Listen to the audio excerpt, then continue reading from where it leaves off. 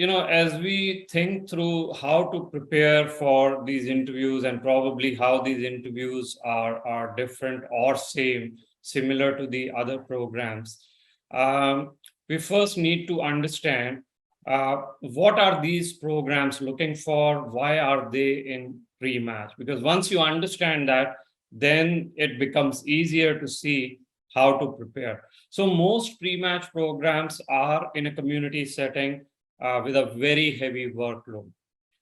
In terms of the profile that they accept of the students, either recent graduates with high scores, or if you're an older YOG, then a lot of USC, lot of experience, whether home country or home country residency. High scores are invariably important to them, even for older graduates. The important thing they want is they want residents who can hit the ground running, put in a lot of hard work, high number of hours, be comfortable with limited resources, working in a remote constraint, a resource constrained environment. That's what these programs invariably want.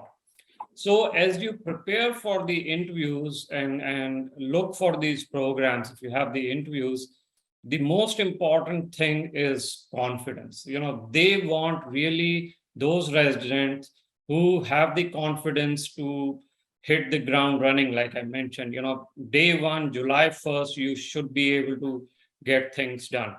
A lot of clinical experience.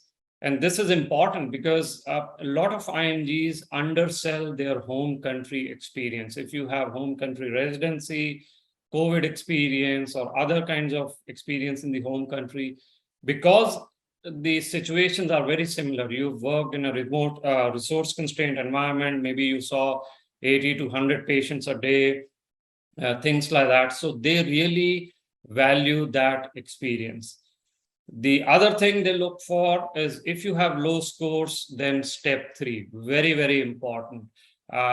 If you have low scores, so step 3 becomes important for these programs. Remember, they are also worried about their board pass rate. So it's a prestige issue, and they want to make sure that you don't ruin their board pass rate. So step 3 important if you have low scores.